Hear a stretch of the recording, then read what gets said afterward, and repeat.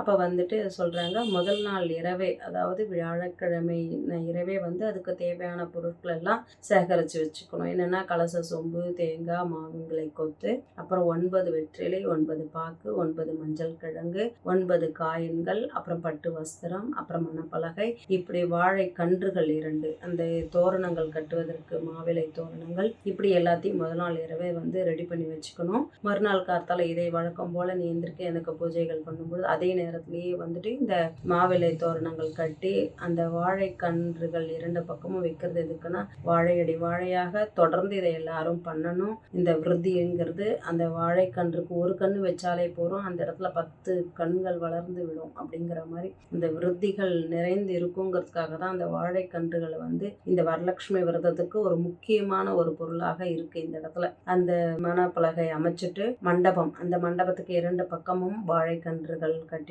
மாவிலை தோரணங்கள் கட்டிட்டு அந்த கலசத்துக்குள்ள வந்து கொஞ்சம் அரிசி, இந்த வெற்றிலை 9, பாக்கு 9, மஞ்சள் கிழங்கு 9, 9 நாணயங்கள், இப்படி அத்தனை செல்வங்களையும் அது உள்ள நிறைஞ்சிட்டு, உங்ககிட்ட தங்க காயின் இருந்தாலும் போட்டுக்கலாம், இல்லை வெள்ளி காயின் இருந்தாலும் போட்டுக்கலாம், இல்லை ₹1 காயினாவே 9 காயின்களும் சேர்த்துக்கலாம். இது நவகிரகங்களையும் குறிக்கக்கூடிய ஒரு விஷயமாகவும் இருக்கு. இந்த மஞ்சள் கிழங்குங்கிறது உங்களுக்கு குருவாகவும் ஆயிடுறாரு, அரிசிங்கிறது சந்திரனாவும் வந்துடுறாரு, அந்த பச்சை நிறம்ங்கிறது வந்து புதனாவும் வந்துடுறாரு. இப்படி எல்லாம் ஒவ்வொரு விஷயத்திற்குமே ஒவ்வொரு கிரகங்களை நம்ம வந்து புரிஞ்சிக்க முடியும்.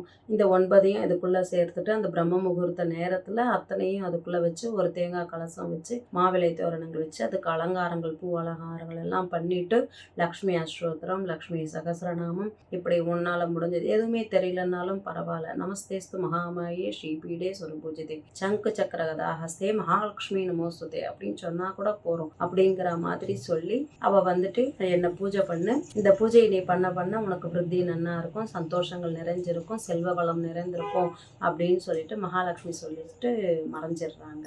இது வந்துட்டு பார்த்தீங்கன்னா இதுக்கு நைவேத்தியத்துக்கும் வந்து பார்த்தீங்கன்னாக்கா கொழுக்கட்டைகள், சுண்டல், அப்புறம் வந்து இட்லி, இப்படி எல்லாமே வைப்பாங்க. உஷ்ணங்கள் எல்லாம் அத்தனையுமே வந்து பார்த்தீங்கன்னாக்கா 9 அப்படிங்கிற கணக்கில் வைக்கிறது நல்ல விஷயம் அப்படிங்கிறத சொல்லலாம். இப்படி சொல்லிட்டு சாருமதிக்கு மகாலட்சுமி எல்லாம் சொல்லி முடிச்சுட்டு மறைஞ்சிடுறாங்க.